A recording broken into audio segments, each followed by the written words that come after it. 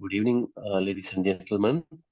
Uh, we were about to there had been a mistake with regard to the timing of the webinar. Our usual time had been 7 o'clock on the Thursday, but this time our presenter is joining from a European country. So the new time the setup for the webinar is exactly 1.5 hours from now. That is 8:30 Sri Lankan times.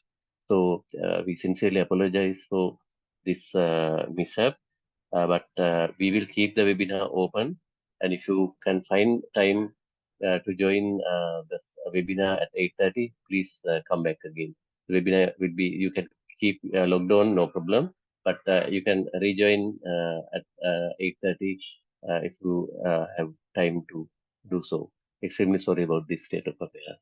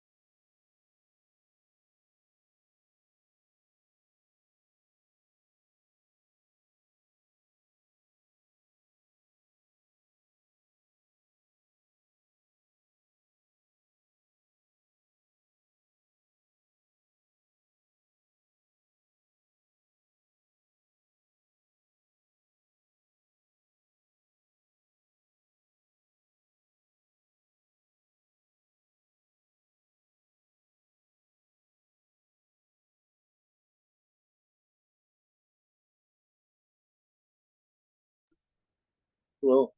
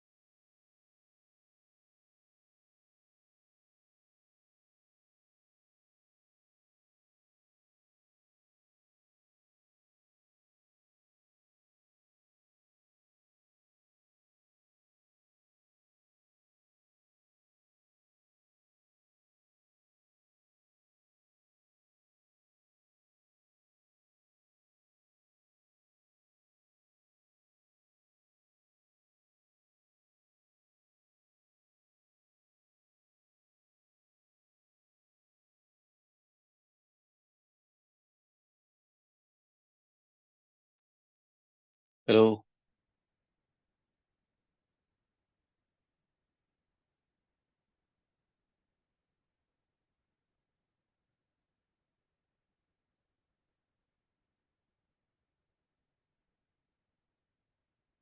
Can you hear me?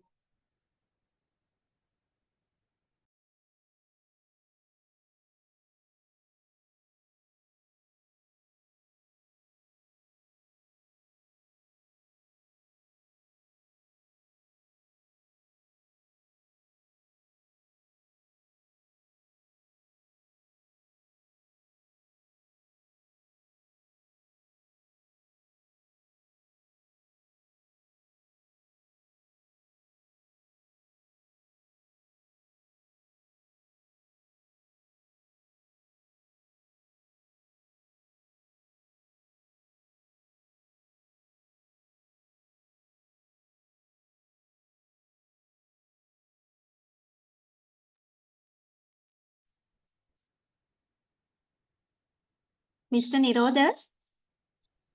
Yes. You can hear us, no? Yes, sure. Okay, so we will start it at 8:30, and Okay. first we will introduce you, and then we will Sure. hand over the floor to you, and then you can conduct your presentation. Sure. No worries. Thank you very much. Okay. Right.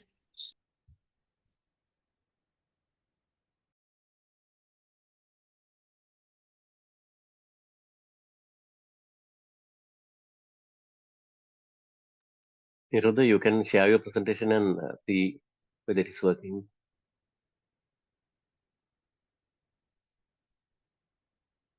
Yeah. Okay. Nirodha?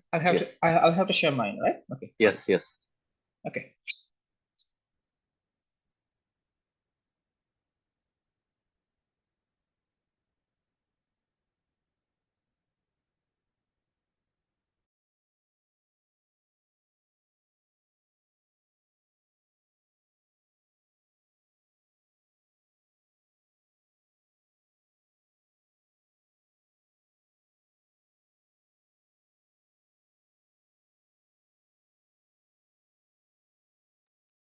Okay, that's fine. Keep it like that.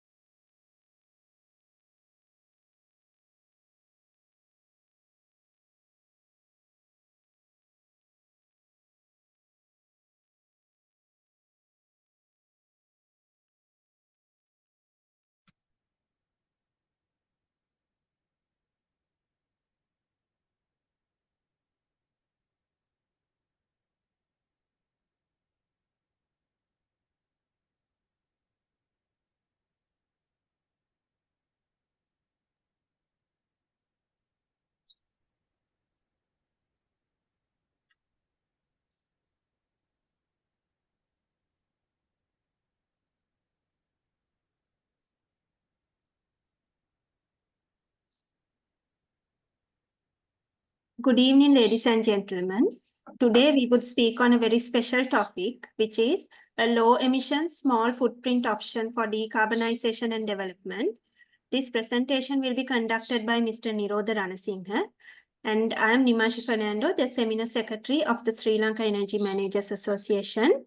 And on behalf of the SLEMA, I take pleasure in warmly welcoming you to our 59th Energy Management Forum.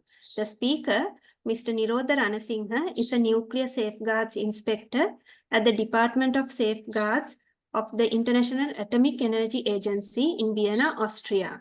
He obtained his BSc Honours in Electronics and Computing and Information Systems from the Faculty of Applied Sciences of the Wimber University and is at present reading for his MPhil in Physics in Nuclear Instrumentation at the Postgraduate Institute of Science of the University of Peradeniya.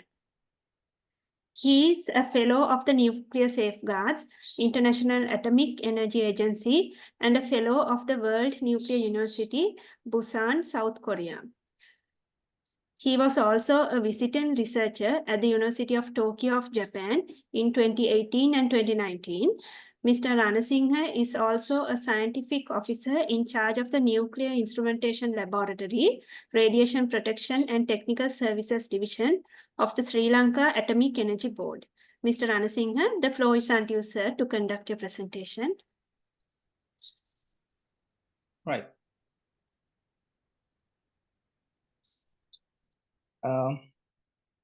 Thank you very much.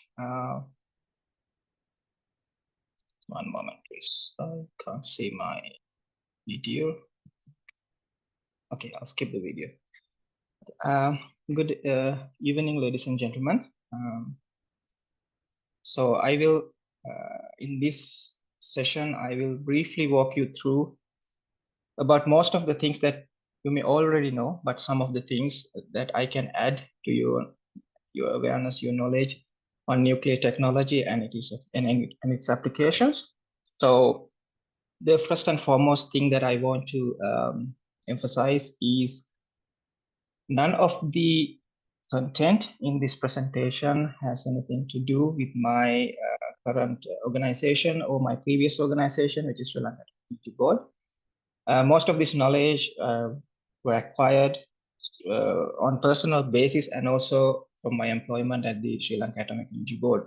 My current role does not directly involved in nuclear power planning or similar sector, but I'm directly involved in the nuclear technology as a whole.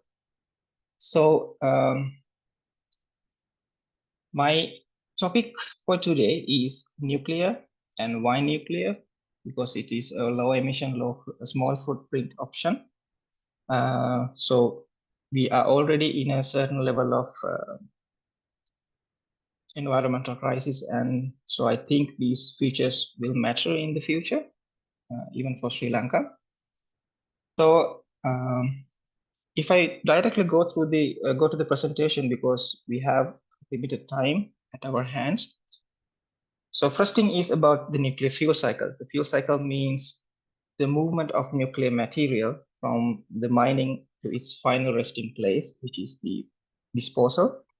So this fuel cycle is very important to understand when we are talking about nuclear power as another option for Sri Lanka. And another thing that I want to emphasize is during my presentation, I do not plan and I do not expect to present nuclear power as the only option for Sri Lanka. It's not my intention. It can be a good alternative, which is my belief, it's my personal understanding. And also, on the other hand, even if we go or if we don't go to nuclear, the nuclear power, the study on nuclear technology will be quite instrumental for everything that we do that we want to do in our future. I will explain why that is during my small presentation, and I would love to have your discussions and your questions at the end of the presentation. So as I mentioned earlier, nuclear fuel cycle is consisted of several steps. So we are beginning with the mining, and then we go to the disposal during these processes. I will briefly describe these processes during my presentation. And depending on the way that the nuclear fuel cycle is working, different countries have different approaches. So there are two categories that we mostly discuss. That is called the in the fuel cycle as a whole, we consider two not actual limiting points, two different stages. The first one is the front end, the other one is this back end. In the front end, we discuss the material movement from the mining to its application, which is a reactor in most cases. And in the back end, we discuss about what we are going to do after that, what we are going to do for nuclear fuel and special nuclear spent fuel, and what to do with the nuclear waste. But there are another approach, which is called the open and closed nuclear fuel cycles. So depending on the country, this can be different. In certain countries, prefer to have a closed nuclear fuel cycle, which is relatively complex. If we consider the countries like France and Japan, they are mostly working towards the closed nuclear fuel cycle, which means in a certain term, it's in a simpler manner. If I say the closed nuclear cycle means you reprocess the spent fuel, you reprocess the fuel and you produce more usable material at the end, and then you use this material back in the nuclear reactions in the nuclear power plants or nuclear reactors. In the open fuel cycle, where most of the countries are interested in, like the countries like Korea, India is also in closed nuclear fuel cycle country. Countries like Korea and most of the European countries, they are working towards the open fuel cycle. What we mean by that is the fuel only goes through once in the cycle. So after the use in a reactor, the fuel will be considered as a waste as a whole, and then put them into a final disposal facilities. So these two is the overview of the nuclear fuel cycle as a whole. And if I go into the technical component, which I will go briefly, I'm sure most of you from your technical backgrounds are already aware of the nuclear application in a certain level, up to certain levels. So the first one is nuclear fission. So the nuclear fission, in the nuclear reactions, we categorize them into two. The first one is nuclear fission, the other one is nuclear fusion. The fission is quite simple, which is what we do mostly in our power facilities to produce power, electric energy. So what we do here is we use a large fissionable, which means a large unstable nuclei, and then we bombard it with neutrons, smaller particles, and then we manage them to go through an induced fission. Induced fusion means we force them to break apart nucleus. So during this breaking, they emit a quite large amount of energy. So this energy is harvested as thermal energy, and at the end it is converted into electrical energy in the nuclear reactors. So this is the very simple idea of nuclear fission. I'm not going to go into the physics here. It's not that important for our topic today. And then the other important parameter for nuclear reactions is the nuclear chain reactions, which is the continuation of the nuclear fissions throughout the whole lot of material. So this is possible because most of the nuclear fissions, they will produce some number of additional neutrons, which are the same particle that we use to bombard the fissionable nuclei in the first place. So these neutrons can interact with other nuclei in the material and in the fuel, if we consider this as a power plant. And this chain will go in a very small time up to a very high energy emission. So this is how we produce power in a power plant, and this is the same procedure we follow when we are developing, when certain countries develop nuclear weapons. So the difference between the nuclear weapon and a nuclear power plant is the nuclear power plants, there are multiple differences, but the most significant one is that in the power plant, we control our reaction, so it does not go beyond our control. And in the weapons, we don't care about the controlling of the reaction. We just let it happen. And then everything goes off with a large emission of thermal and radiation energy. So So a lot of neutrons are needed to continue the chain reaction, to maintain the chain reaction. So this is why in a nuclear reactor, one of the most important tasks that we do is to control the number of neutrons in the core, number of fissionable neutrons in the core. So this is one of the other parameters that we are concerned with when we are talking about nuclear power plants.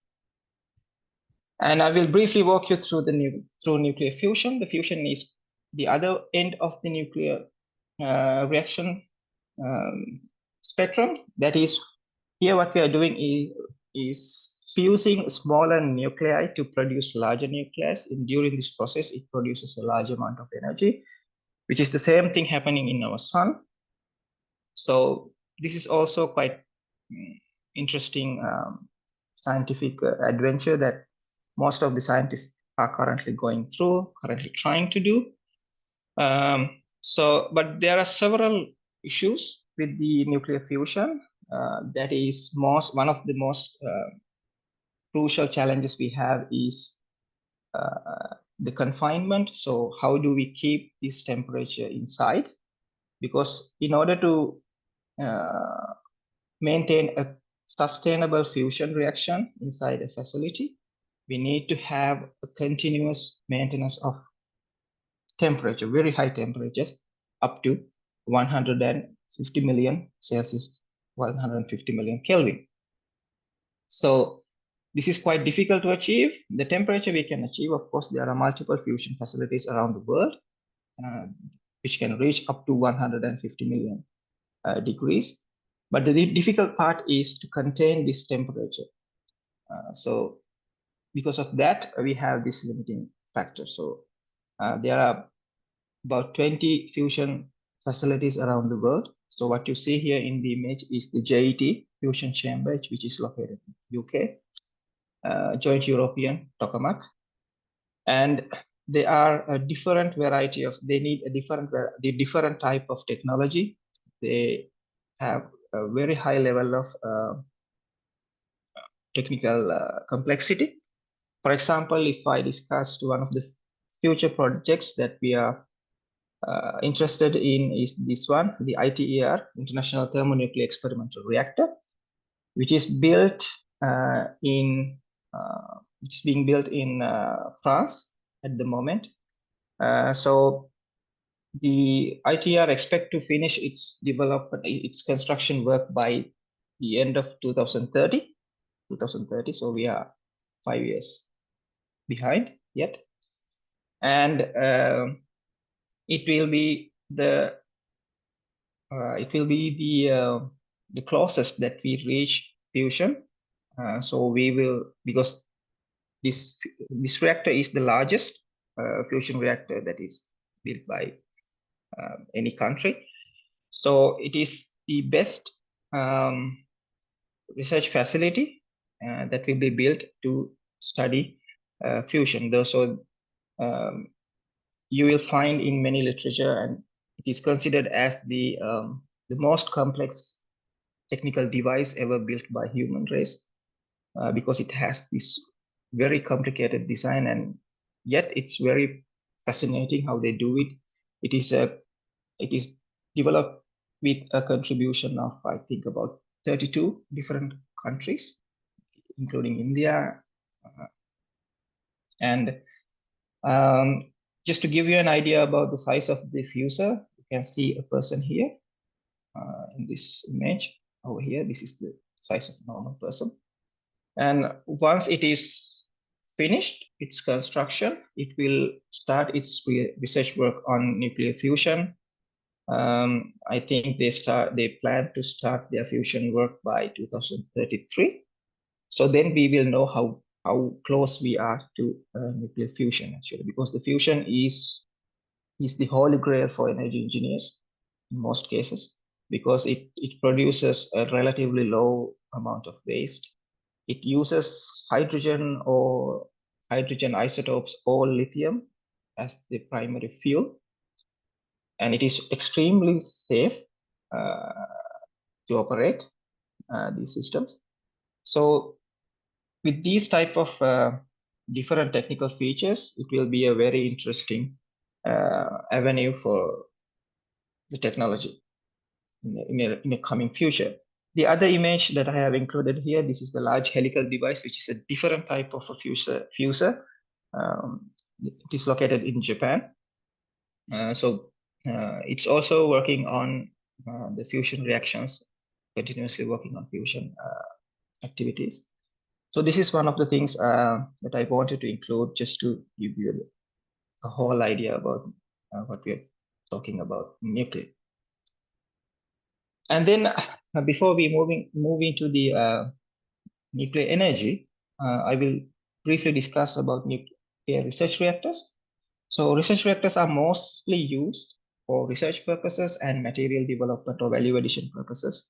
So their primary objective is to produce neutrons. So these are large neutron sources. They don't produce any power. We rate them by their thermal power, thermal energy. So by the end of 2023, there are about 220 research reactors around the world in 53 different countries. And they range from 1 watt to 100 megawatt thermal, depending on their capacity and their application. So what you see here are two such reactors.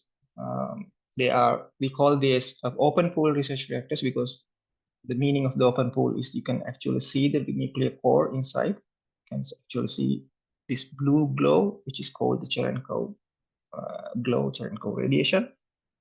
And you can see it from the top of the reactor. So these are intended to produce neutrons, and using these channels that goes through the core, you can irradiate material. So there are multiple applications for research reactors. So the most known and most popular application is the production of isotopes, radioisotopes. In research reactors, normally we produce isotopes that are required for medical applications and also industrial applications. So medical applications, we know for cancer treatments and medical imaging, we use a lot of radioisotopes like iodine-131, technetium-99 metastable, and lutetium-177. So these type of isotopes are mostly produced in research reactors. And also, when you move into the industrial applications, iridium and cobalt, these type of material are also developed, actually produced inside research reactors. And it is one of the best best manufacturing facilities to develop semiconductors, which means semiconductor doping. This is done in research reactors. It is one of the most lucrative businesses of the research reactors. So in order to produce high-grade semiconductors for chip manufacturing, microchip manufacturing, you actually need a research reactor in most cases. And there are some other applications like neutron activation analysis and neutron photography. So as an example, I have included two photographs here. One, the same object, two photographs obtained using X-ray and neutrons. You can see the difference between the details. So the details, when we are more interested in softer details of material, we can use neutron photography. So this is one of the things, especially used in Germany. Countries like Germany, even they test some of their automobile engines inside these reactors to make sure that they're actually running and they are working as they planned. And the next one is neutron therapy. We actually don't do this in many places, but neutron therapy is one of the best and most promising radiotherapy treatments for certain type of cancers. So there are different varieties of neutron therapy. This is also being done using a research reactor. I know in Japan, Kyoto Research Reactor, they have a facility to do a neutron therapy there. And the other one is material value addition, which is also a very lucrative business for research reactors, especially the countries like Thailand and not only Thailand, especially the countries like Thailand and Indonesia. They are they are quite leaders on this sector in value addition, especially gem coloration. You can improve the colors of natural gemstones using neutrons, or you can develop artificial gemstones using the immature gemological resources by irradiating them inside a nuclear reactor. So this is done for gemstones like rubies, sapphires, and also certain types of diamonds. So you can do this to alter their material structure and give them more shine or more bright colors. And also they are also used for material testing, especially the material that will undergo a very drastic changes in temperature and also high levels of radiation, such as the material we use for space exploration probes, and also the material that we will use in nuclear power plants and research reactors. And also they are quite popular for the training and education, especially if you need to develop human resources for nuclear power. Research reactors could be one of the facilities that is very instrumental in the process. So I will discuss about nuclear power as brief as possible, and I will include some statistics I found about nuclear power. So far, by the end of 2023, there are 440 nuclear power plants around the world, and they are distributed among 32 countries, 32 different countries. And the most recent grid connections include the Shinhanul 2 in South Korea, Ostrovets in Belarus, and also the Vogtle 3 nuclear power plant in USA. So the total installed capacity for all these facilities is around 393 terawatts electric. And in around about 19 countries, there are about 61 nuclear power plants in under construction. And the most leading countries are China and India. And about 54 terawatts are in construction process. So you can see here the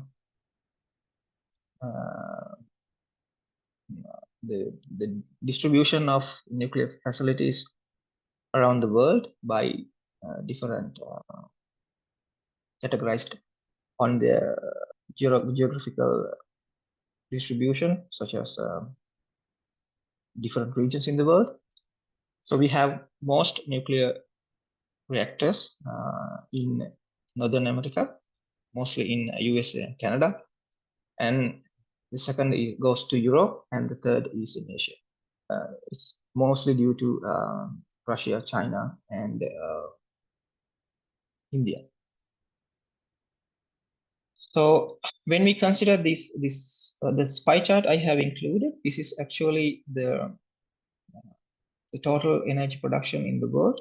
So the total energy production, from the total energy production, about 10% is produced using nuclear technology, nuclear power plants around the world. And in Europe, this number is about 26%.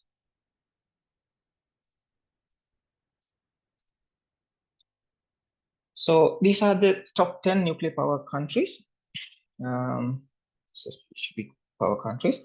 So the first one is nuclear states. They have about 93 operational nuclear power plants. The number 2 is France. China is in number 3, and list goes on. The India also plays a major role in the nuclear sector with their 22 nuclear power plants. In the Japan, they have 33 operating power plants, and I think they will restart another 10 to 15 power plants within the next few years. So when we move into the technical jargon, it's quite simple. It is also a type of thermal power plant. So the secondary operation is quite similar we use superheated steam to energize a turbine, and then through the turbine and the generator, we produce our electricity. And this blue cycle you see here is most common for most of the thermal power plants, traditional conventional thermal power plants. The difference lies in the primary cycle.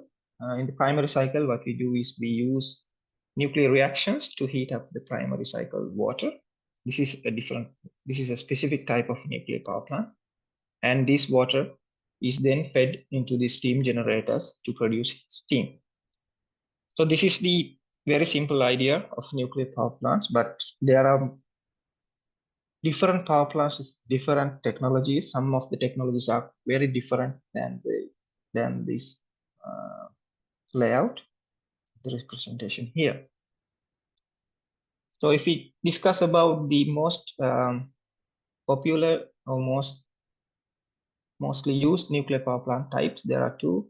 The first one is PWRs, pressurized water reactors, and the other type is the boiling water reactor. So there are significant differences between these two. For example, you can see here the pressurized water reactors, they pressurize their primary cycle loop. So they are under high pressure, about 150 bar. And then they feed this water to the steam generator to produce the superheated steam. In the BWRs, the difference is the steam is generated inside the reactor vessel. So they don't have separate steam generators. So both of these technologies have their own unique features. They both have their own advantages, and they both have their own technical challenges. All right. So this is another thing, the containment structure, which is something important that we need to discuss, because the containment structures are these specific large domes that houses nuclear reactors, actually. So they are very strong, and after you all know, after the 9/11 attack, now it is a requirement to build this containment structure to withhold an impact of an airplane. So it's extremely strong, and it is one of the crucial features in modern nuclear power reactors, most of the modern nuclear power reactors. And it is also one of the reasons that the nuclear power, the higher capital cost of nuclear power. Right. So I'm not going to discuss all the technical components here. So the containment structure you see here in the right side, this special design is used by two different construction companies in the world, like the AP1000. This model was developed by USA, and the VBR 1200. This was developed by the Russia. So they both use the similar type of containment structures. And the containment structure, one of the other features of the containment structure is they can support the safety systems of the power plant. They are very important to maintain the passive safety systems inside the power plants. So this one, I'm just putting it here to give you a brief idea about the complexity of this mega scale or the larger scale nuclear power plant. This model is APR 1400, which was developed by the KHNP, Korea Hydro and Nuclear Power Corporation. This specific reactor has a net power generation of 1,400 megawatts. And these are quite large, and they belong to one of the latest generations of nuclear technology, the third generation. Actually, these are called first generation reactors. And the most modern reactor type we have is the EPR 1750. This was developed by France, EDF France, or previously this was known as Arriva. And there are two, Yes, there are 2 operational EPR reactors in the world. One is in Japan, in China, and the other one is in Finland, Olkiluoto. So these are the EPR is the largest commercial nuclear power plant design in operation. So there is another thing that we need to discuss about the technological generations. Nuclear power plants, they are categorized into different technologies based on their features. But one of the important things that I need to mention here is that this categorization is not abstract. It's not like based on a specific parameters. So you actually cannot distinguish 2 generations easily. So you have to look into the details, into the system designs and the safety systems to identify which generations they belong. So after 2010, we are only constructing generation 3+ reactors, the reactors that I mentioned earlier. And actually right now we are in generation 4. There are several generation 4 reactors in the world, and they're extremely different. Their technical features are very, very different from the generation 2 and generation 3. So to give you an idea, so these two are some examples for generation 4 reactors in operation. So this BN800, which is operational in Russia, and the other one, the HTRPM, is also operational in China. So these two are considered as generation 4 reactor designs. Their reactor designs is completely different. Especially if you consider the BN800. This BN800 is a fast spectrum reactor, so they have higher efficiency. And you may have heard that we mostly use uranium as nuclear fuel, but this BN800, it can be run on uranium, thorium, or even plutonium. So you can use mixed oxide fuel in this type of reactors. It can burn anything down. It can, and they have different operational characteristics. So. And this one is also something important, something exciting. This is academic Lomonosov, a large mobile nuclear power plant deployed by Russia. I think it was commissioned in 2000, at the end of 2021 or in the beginning of 2022. So this houses, this big floating vessel houses 2 nuclear reactors inside, 75 megawatts each. So the total floating reactor is capable of delivering 150 megawatts of electric power. So I will discuss, this one is quite important to us as Sri Lankans. I will discuss the importance later. So this is the future of energy future of the world, that what we see and what we expect.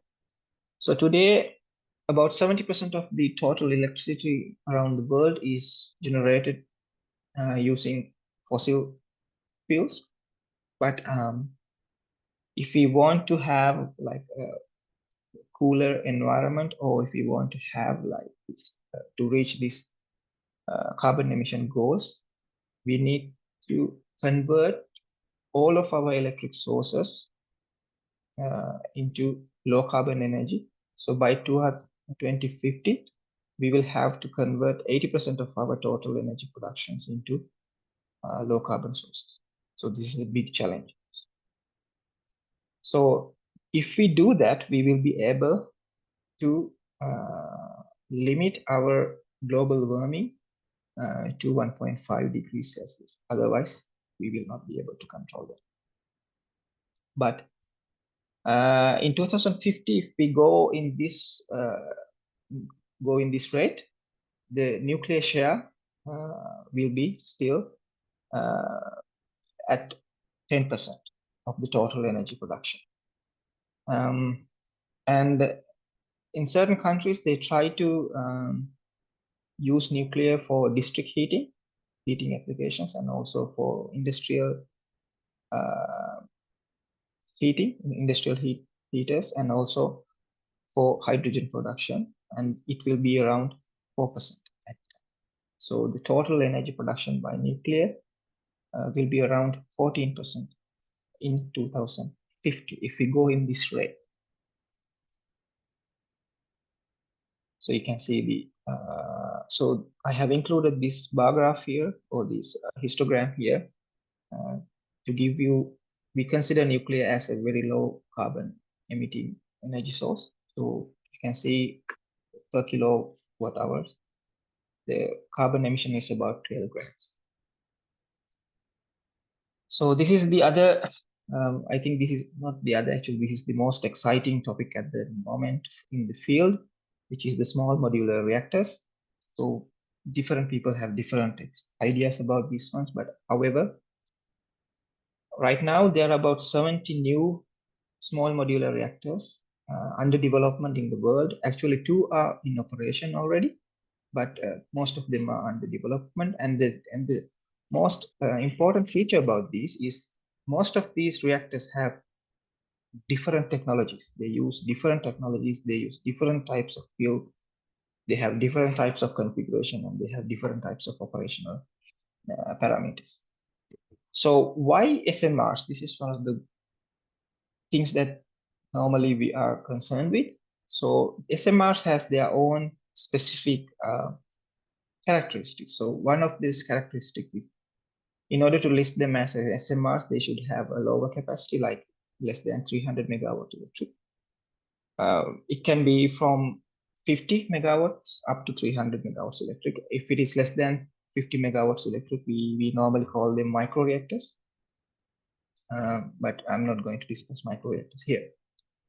And they are modular, which means you can start with a single module and you can increase the number of modules when you increase your power demand. So it has this specific agility in the power supply regime. And these are mostly produced in a different industrial environments. So the on-site construction work is very limited. So this is crucial to reduce the capital cost of nuclear. So SMRs are expected to be more economical in the sense of capital expenses, more economical than the traditional large-scale reactors. And they are higher. They have higher efficiencies. They are expected to have higher efficiencies because most of these small modular reactors are designed to have longer fuel cycles, which means the refueling only happens after maybe 5 or 10 years. So, so the other part is you have a very limited activities as maintenance activities. So you don't have planned outages for refueling because it runs for 5 to 10 years. And the on-site maintenance work is also limited. So we simply call them plug and play. They are like these big batteries. You bring one in and you just plug it into the grid. It's that simple. And they are expected to have higher load following characteristics. So most people consider nuclear as a non-load following or base load power plants. This is not actually the case. Most of the nuclear power plants around the world, they have the capacity to vary their energy production with the load, with the changes in the load. But it is normally not done for economical reasons, not mostly for technical reasons. But the SMRs, in that sense, since they are smaller, they will have this load following characteristics far better than the traditional or conventional nuclear power plants, the large scale nuclear power plants. So these, as I mentioned earlier, these designs are easily distinguishable from one another. Some of them are for underwater establishments, some of them are for land establishments, some of them are modular, some of them are mobile. They have different technologies. Some of them are gas cooled, some of them are like traditional nuclear power plants water cooled, some of them are fast spectrum, and some of them are using different types of coolants and moderators inside the reactor. So this is a very complex field to go into because they have different characteristics for each of the small modular reactors. So this is the timeline that we expect for nuclear SMRs. So you can see here, right now we are in 2024. About two SMRs are already in operation. This is HTRPM in China and also this KLT40S in Russia. So this is the same reactor that I mentioned earlier using the academic Lomonosov. In the academic Lomonosov, the floating reactor, it actually houses this two of these KLT40 small modular reactors. And we are in between of this Karim. Karim is developed by Argentina. It's also a small modular reactor with a different type of technology. And this will be our time scale for, by 2030, we expect to see at least 6 or 7 different types of operational or commissioned small modular reactors. And one of the things about small modular reactors is that people mostly, one of the comments that we mostly receive is that the SMRs are new, we don't know about SMRs. This is not actually the truth, because SMRs are in operation from 1950s, because you know, in most of the submarines, nuclear powered submarines, and also nuclear powered aircraft carriers and icebreakers, they run on small reactors. So actually we know a lot about SMRs already, and they are all by so I think presently there are about 200 these propulsion reactors in around the world. Around the world there are about 200 nuclear power submarines, aircraft carriers, and also icebreakers in operation. So it's not that new.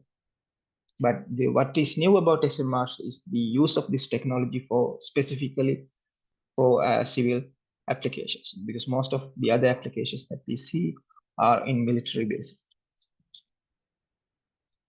So I will discuss a little bit about features and advantages of the technology, nuclear technology. So one of the best advantages of nuclear technology is their high capacity factor. So it has the highest capacity factor by all the, if you compare all the other energy sources. If we consider only the USA, their capacity factors are always above 85% nuclear capacity. So this is one of the reasons that most people consider nuclear as a very good baseload power facility, baseload power source, because it has this very high stability over the time in operation. So then the other very important feature we have is the energy density. So nuclear has the highest energy density of any fuel that we find in nature. So if we consider, for example, uranium has the highest energy density in the universe, naturally, as a material, as a fuel. So if we take one uranium pellet, the uranium pellets are very small. These are similar to, in size, they are little smaller than 2 centimeters. And this one of, in order to get the energy that you can obtain from one uranium pellet, you will have to burn either 17,000 cubic feet of natural gas, or this energy is equivalent to 120 gallons of oil or 1 ton of coal. So this is one of the reasons the nuclear is considered as low footprint fuel, because you don't need much fuel to run a nuclear power plant. For example, one of the largest nuclear power plants in the world, which is the EPR 1750, you only need 32 tons of uranium per year. So it's comparatively, it's a very small amount. And also this goes into another discussion, this higher energy density, which is the waste. So by volume, the nuclear produces the least amount of waste by volume, because you use less fuel, so you produce less waste. And the other one is, if we take the life cycle of a power plant or any power source, when you take the material requirements, so this is the comparison between the material requirements. In here also nuclear has the lead, because nuclear uses a small amount of material from the construction to until the end of its life cycle. Because most of the nuclear power plants, they have longer life cycle. No, they are built to have long lifespans, up from 60 years up to 100 years. So most of the reactors in the world are actually now, most of them are about more than 40 years old, but still they are operable for another 20 or 30 years. And then the land use. So if we consider the environmental footprint of nuclear power, again, nuclear is also in the lead here. So you can see the land use by power source. I will show you two references here. One reference is here. So here you can see the nuclear has the least land use, land footprint as a power source. And also this is another reference for the same factor, which is the land use. So you can see it's for 1 megawatt hour, our land use is about this much, so including the mining of materials. And this is another topic which is quite debate. This is quite a complex topic actually. It's also complex, and it's also not best to discuss. Is the how safe power plants, power facilities. So normally it is considered nuclear power plants are extremely dangerous to operate, but it's not true. When you consider all the safety features and when you consider all the technological advancements we had within the last 30 years, and even with the most infamous accidents that we all know, Chernobyl, Fukushima, and also we consider 3 Mile Island. Unfortunately, in 3 Mile, fortunately, in 3 Mile Island and Fukushima, we don't have any human casualties. But including Chernobyl, you can see the nuclear energy still has a very low number for the deaths per unit of energy. So this is one of the factors that we also consider when we discuss about the safety of our sources. And then I will briefly walk you through the fuel production process, because this is one of the other features that we need to discuss. So the uranium is the primary fuel that we use in most of our nuclear power plants. There are certain power plants that use uranium and plutonium mixed oxide fuel, but the plutonium is an artificial radionuclide. You don't have plutonium in natural environment, so you have to produce plutonium inside nuclear power plants. So this is what I mentioned earlier when we discuss about the reprocessing. In the reprocessing, what we do is we separate the plutonium that was produced inside the fuel, and then we reuse it as a fuel in another nuclear power plant. So this can be done, but primarily the uranium is the mostly used fuel in the world. So as always, it's a metal, and it comes from mines. So from mines, you have this complex chemical and physical processes. After undergoing these processes, you produce nuclear fuel that can be used in a nuclear power plant. So in a nuclear power plant, we use nuclear fuel as in this format. You can see as assemblies. These large assemblies, they are normally about 12 feet tall and about one ton, with a weight of 1 ton, around 1 ton. So, and the other part about nuclear waste. So this is also another topic that people mostly use, that type nuclear technology. So what are we going to do about nuclear waste? One of the things that we need to emphasize is nuclear waste. What to do with nuclear waste or the nuclear waste management is well studied and well known field, and most of the countries are engaging in these activities.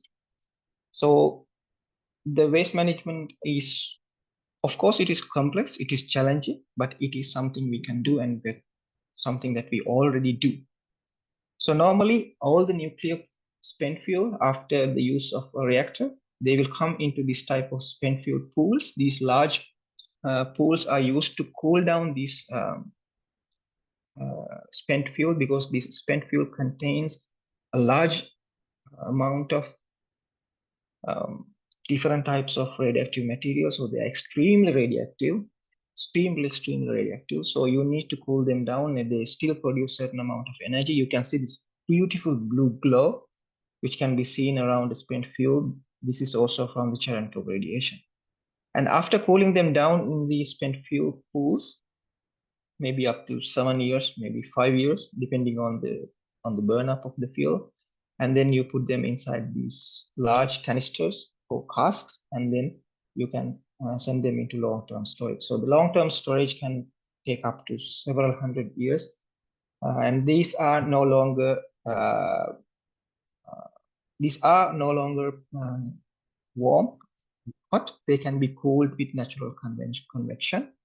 So inside these casks, they are naturally cooled with air, and then store it different. And then there are two pathways we can take. The first pathway is to put these long-term stored material directly into the disposal facilities. Some of the countries prefer to do that. For example, the Finland. So Finland has constructed this large underground nuclear waste repository, long-term waste repository.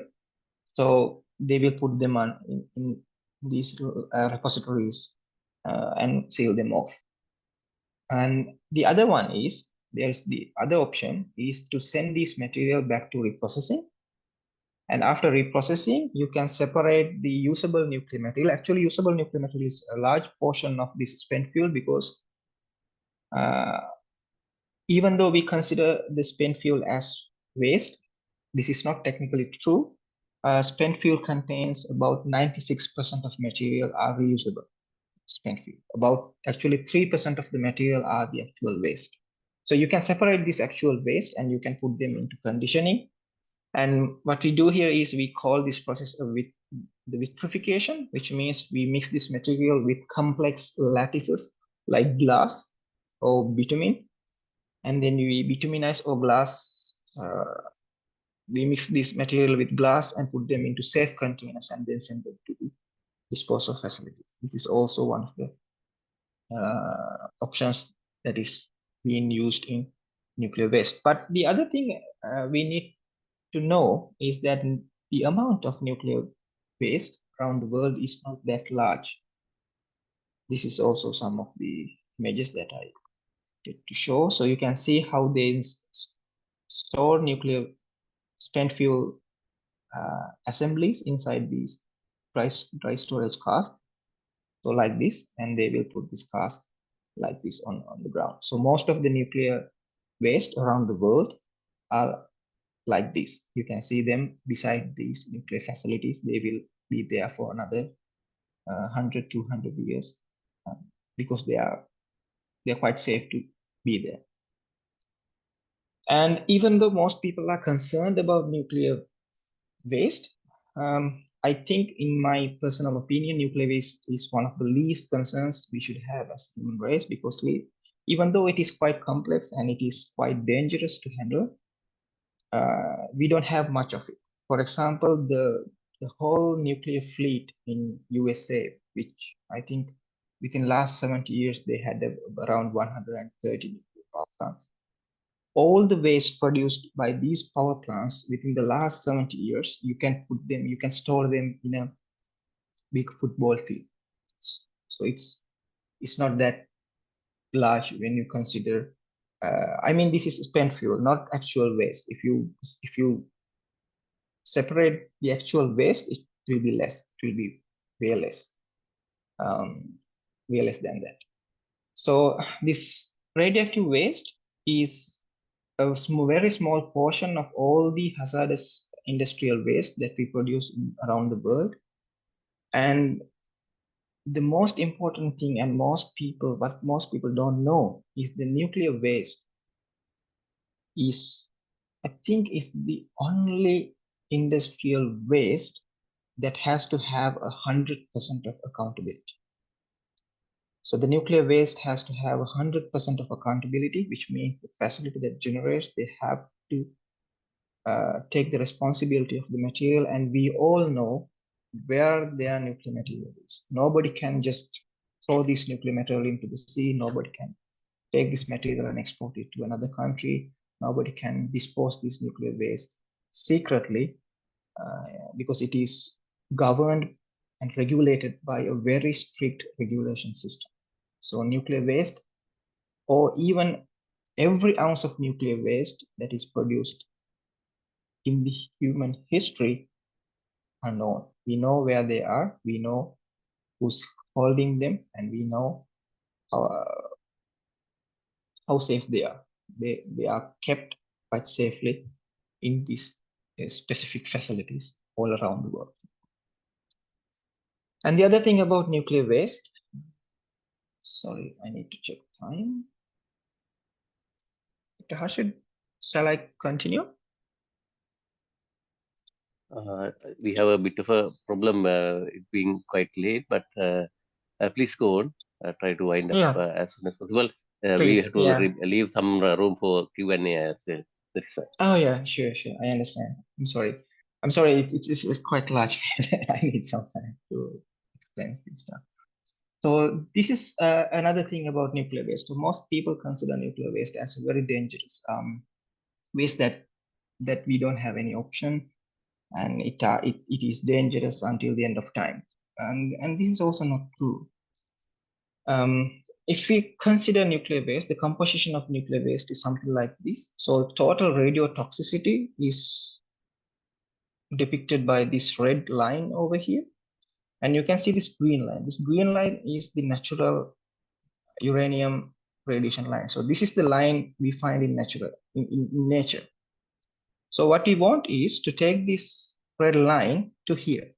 So you can see, if we don't do anything with the nuclear material, if we don't do anything with the spent fuel, this red line will reach to this green line after this much of years, after a million years. So yes, it takes a long time to come here. But the other thing is, if we remove this long-lived radioactive material from the waste, this long-lived means this plutonium, curium over here, and americium. These three are the worst. If you remove these three radioisotopes, we are left with fission products, which are the actual nuclear waste, and they will reach this natural radiation level within 500 years. So it's a matter of time and a matter of technology, how we treat nuclear waste. So of course, nuclear waste can, because after this 500 years, it won't be dangerous in the sense of radiotoxicity. But on the other hand, if you consider inorganic waste, certain inorganic toxics like heavy metals or the dioxins and stuff, they have their toxicity until the end of time. You will never lose the toxicity of arsenic, or you will never lose the toxicity of lead. So I'm in a certain doubt why people don't worry about these inorganic waste and they worry about nuclear waste. Nuclear waste, by comparison, is safer than these inorganic wastes. And the other thing about inorganic waste is it's not accounted. We don't know what's happening with this waste, but nuclear waste, we know what is happening and we exactly know who's accountable for. But it doesn't come cheap. So nuclear has its own challenges. It has also limitations we have to accept. So the first challenge that we face is the high capital cost. Of course, you know this one. The nuclear power plants are expensive. They are expensive because they are built to last for 100 years. They are built to have a very specific technical features. Right. I will just show these limitations and then I will stop my presentation. So the other one is we need higher technical complexity. And of course, we need to have a higher regulatory compliances. And we need very high human resource development programs. The long-term of management of waste is quite complex. It's also quite expensive. And we need to have higher safety standards. And we also need mature power grid. This is one of the things that we need to consider if we consider nuclear into Sri Lanka. And I will end this with this one. This is nuclear power plants in India. So you can see they have about 24 operational power plants and about 8 customers. So I will stop from here. And if you have any questions that I can answer, I'll be delighted to answer you. If you have any concerns, just ask me. Try to clear them as much as possible. Thank you.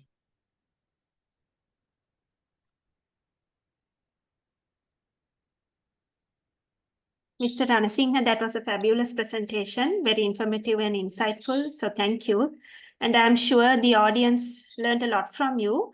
Now we could entertain a few questions. Audience, you could either direct your questions via the chat box, or alternatively, you could raise your hands. And the Q&A session would be moderated by Mr. Harsha Wickramasinghe, a past president of the SLEMA. Thank you. Thank you, Nirodha, for the wonderful presentation.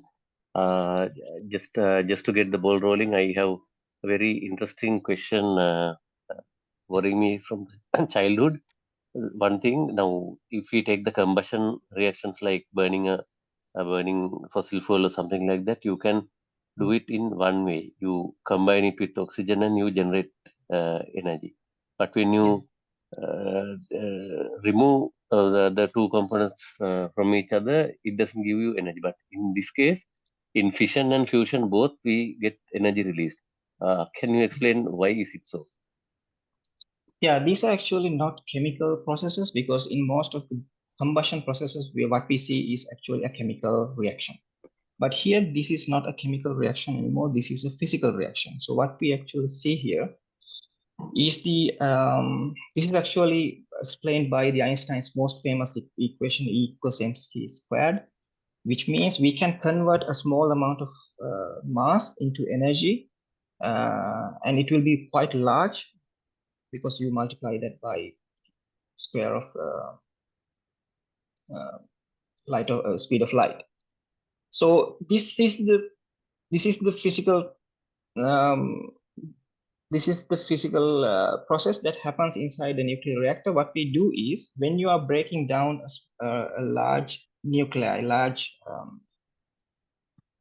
nucleus of an atom, it loses a small portion of its energy, and this small portion of its mass, sorry, not energy. So this small mass is directly converted into energy. So this is the way that they work. There is a whole lot of physics going around there, but I'm not going to go into this deep end. But in fusion, what happens is, when you add two nuclei together, they will form a larger nuclei. But the problem with these large nuclei is that most of them are not stable. So they tend to break down.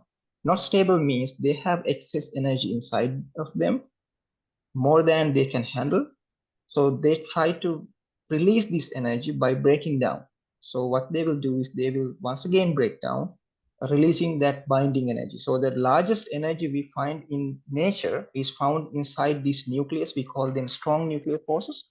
So the strong nuclear forces are considerably large when we compare them with the energy release in chemical processes. In the chemical processes, we call these weak nuclear forces, like the bonds between the electrons. But here we are not talking about electron exchange. We are talking about the breaking down the nucleus itself. So when you break down something that strong, you release the energy that it had to hold the system together. So that is why we get this large amount of energy. And that is the source, and that is the operation of a nuclear reaction in a certain way. Okay. Yeah. Thank you. And we have another very interesting question from Mikma. Why is Australia not building nuclear power plants despite being a supplier of nuclear fuels to other countries and having enough land to safely construct and operate nuclear power plants? This is quite political question actually. It has not. In my understanding, it's not a technical problem they have. They have this, I think, quite earlier. I think maybe 30 years ago, they had this referendum, and they have included this term into their legislation that they will not construct nuclear power plants. It's like in their constitution. I think I'm not sure why they took this decision. Maybe after the Chernobyl, or maybe some other influence is there, but I'm not sure about this one. But because they have this term inside their constitution, they are normally not considered. They are not considering to construct nuclear power plants. And also on the other side, they don't have this much of a energy production gap, because they have a large resources of coal as well. So most of Australia runs on coal power. So when you already have a well-established power system, people very rarely move into something completely different. So I think that could be the reason, but I can't give you the exact reason. But one of the things is that they have decided a long ago that they will go to something like that. And we have another question. The average cost of a small modular reactor, say our size is 100 megawatt, say 300 megawatt, that is the kind of right size for our country maybe. So any idea of the cost?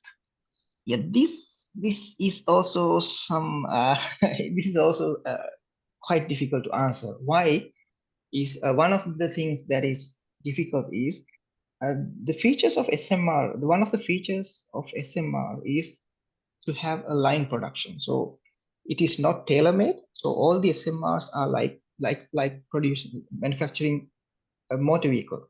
You have already your line set up, and you continue produce unit by unit. So you know that in such a case, when you produce more units, they will be cheaper if you produce more. But if you produce less, then it will be expensive, because there will be a lot complex features in their supply chains, right? So this is one of the reasons the mega nuclear is quite expensive. You have these complex supply chains. There are very few people who can construct this complex machinery and complex components for nuclear power plants.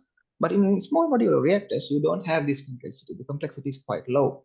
But the thing is, right now, we are not producing the SMRs the way they are supposed to produce. We are not producing them in the line production. We are still in the early stages of SMRs. But certain companies who are designing or constructing SMRs have put their numbers forward and said this will be the average cost for our SMRs. I know one from USA, which is the NuScale. It's also a smaller pressurized water reactor. For them, they normally produce units with 70 megawatts of electric capacity. So what they say is their capital cost will be around $2,500 to $3,000 per kilowatt. So the whole unit or single unit will be around $1 billion US. But the second unit won't be like that. So this is the thing. So the first unit will be 1.2. The second unit can be 800 million. The third unit will be cheaper. So I think it's too early to tell you about the average cost for SMRs, because they are different in their nature. So they have different features. And one of the most important problems we have right now about SMRs is that we don't have this matured supply chain. For example, for fuel. for fuel manufacturing or for component manufacturing, we don't have this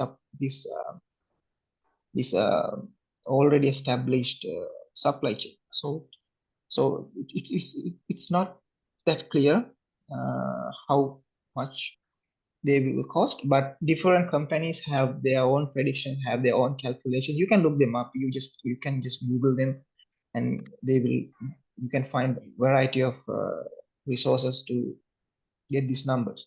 But I know in the new scale model that is like that, and the average cost per unit that they project is about I think about $40 to $70 per megawatt. 40 to 70. I think it's less. Not 40 to 70. I think 25 to 35. But I need to look at the new numbers. Sure. Yeah. Thank you for the detailed answer. Now, Mr. Eranga Jayaratna has raised his hand. So, Eranga, open for you. Ask the question. Yes, thank you, Nirodha. It's actually wonderful presentation. Actually, one thing now you told about 2,500 to 3,500 range US dollars per kilowatt, right? But for actually we are doing some long-term planning exercises. For those things, we take for conventional plants somewhere around 6,000 US dollars per kilowatt. So I think SMR should be higher than the conventional generally. That's what. Of course. I understand your point. Yes, this is what I mentioned earlier. The SMRs, they have a different approach. This is the case. For large-scale nuclear, we have this on-site construction and this very complex supply chain. So that is why most of these are quite expensive. For example, if you take a large-scale nuclear power plant, the most crucial component is the reactor pressure vessel. So the reactor pressure vessels, there are few companies in the world who can produce this type of reactor pressure vessel. So they are extremely expensive.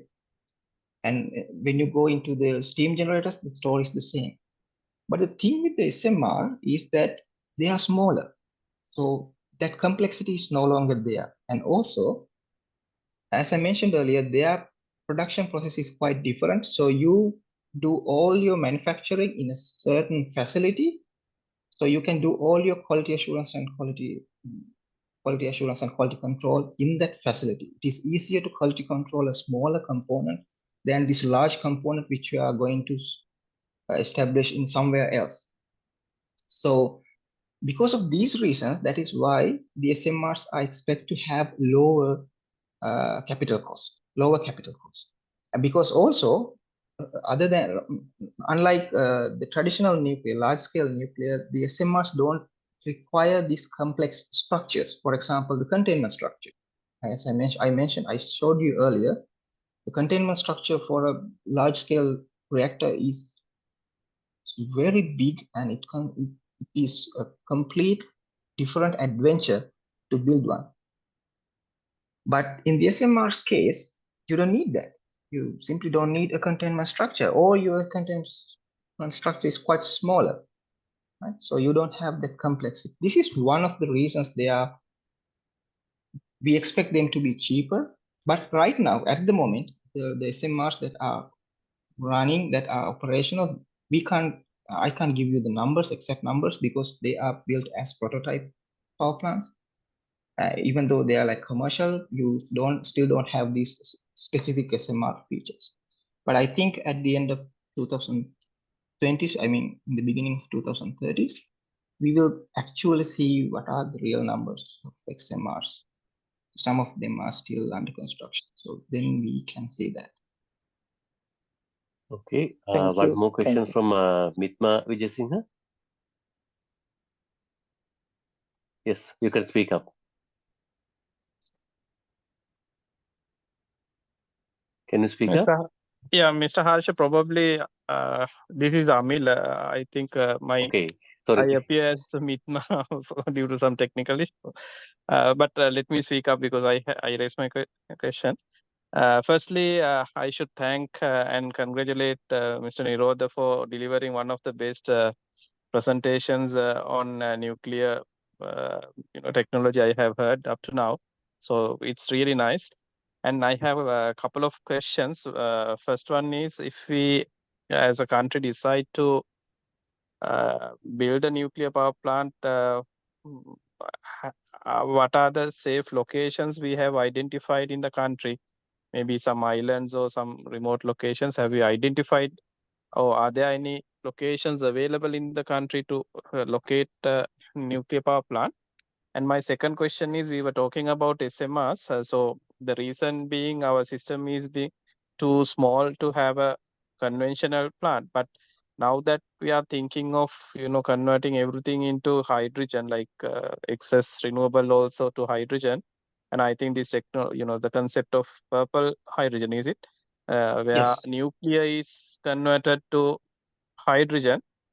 And Sri Lanka looking at this master plan of hydrogen and everything.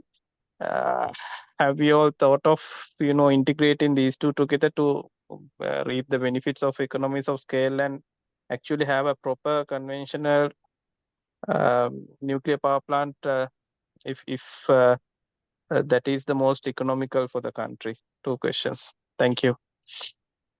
And thank you very much. So I have to go back to my previous employment for this one. So you already know that right now the cabinet has given an approval to Sri Lanka Atomic Energy Board to conduct a pre-feasibility study to study the adaptability or includability of nuclear power into Sri Lanka. So this committee is already working on this matter. For the first question, what are the sites? So there is one misconception here that I need to address. Actually, I should have addressed in my presentation, but I couldn't. I'm sorry. That is, nuclear power plants don't need to be established far away. This is not true.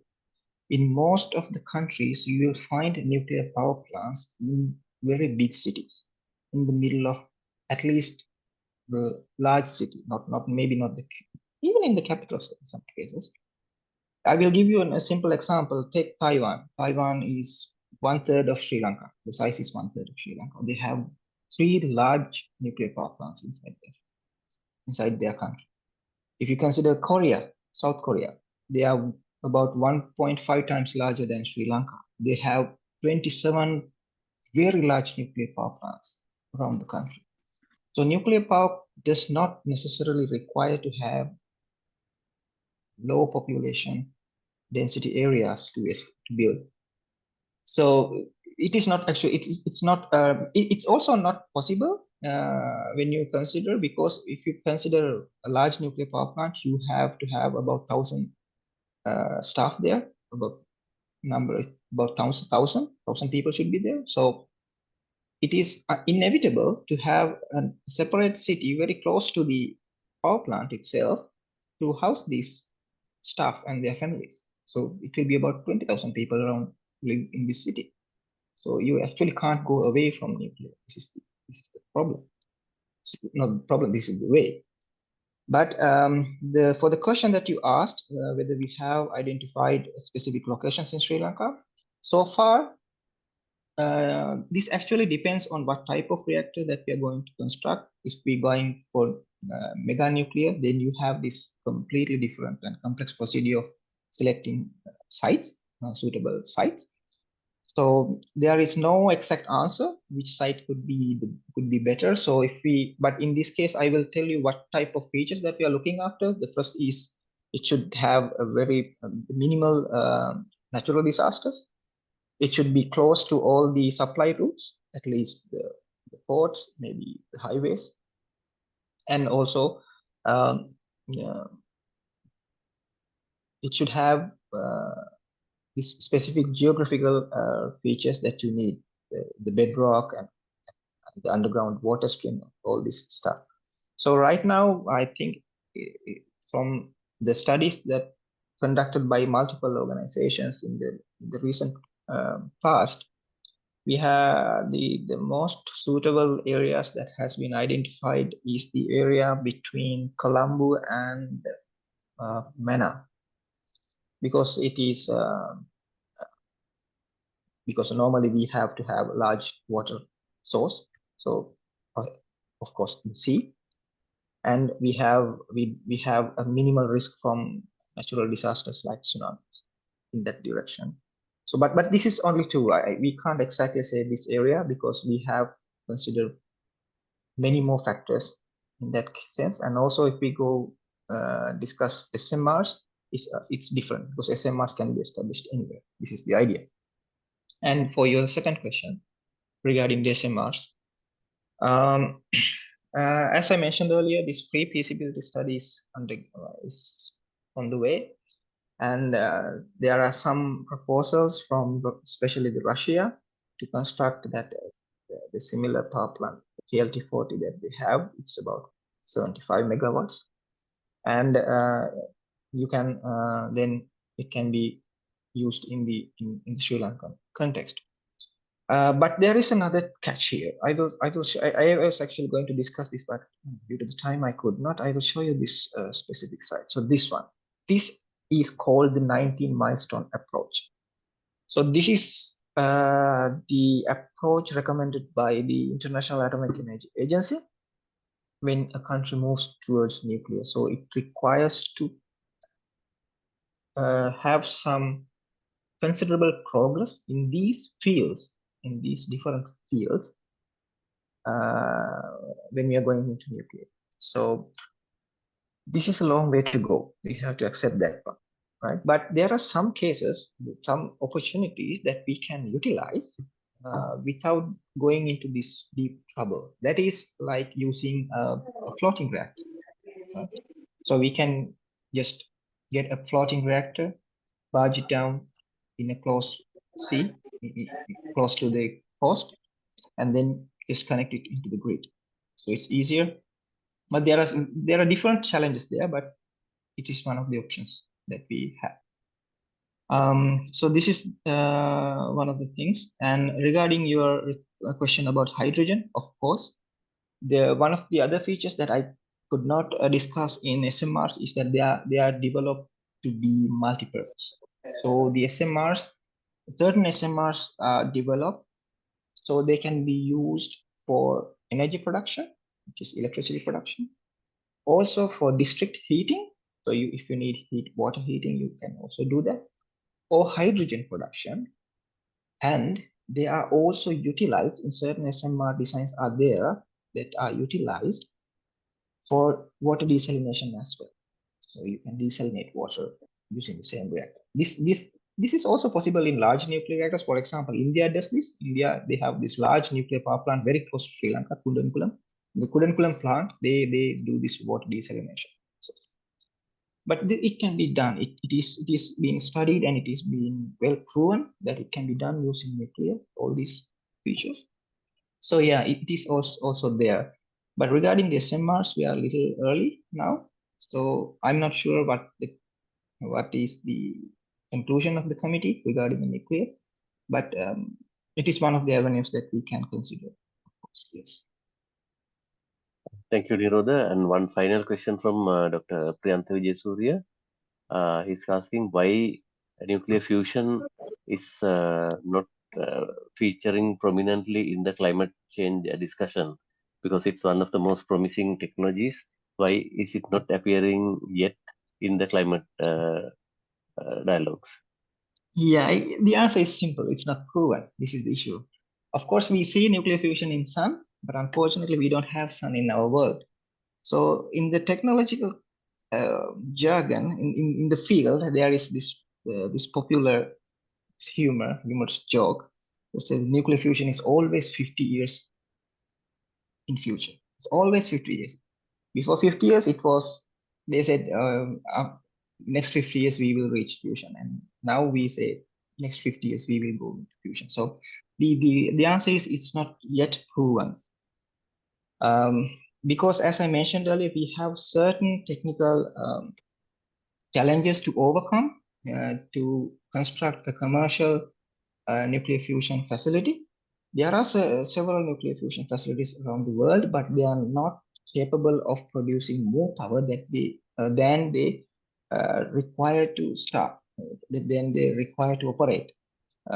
So we call this the fold of a fusion reactor. Fold means how much energy that we get, the ratio between the energy output and the input.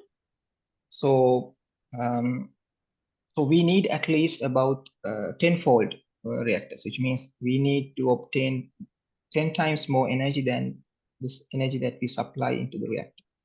But this has not been reached yet. Then the best we know is about 1.1. So if we supply 100 megawatts, we will get 110 megawatts. This doesn't make sense. So right now, so far, it is not proven. Nobody has reached these promising levels of fusion to maintain a sustainable fusion reaction inside the facility. If somebody did, this is very good news. So, but unfortunately, so far it is not there yet. So I think that is why it is not seriously considered in the global discussion of green energies.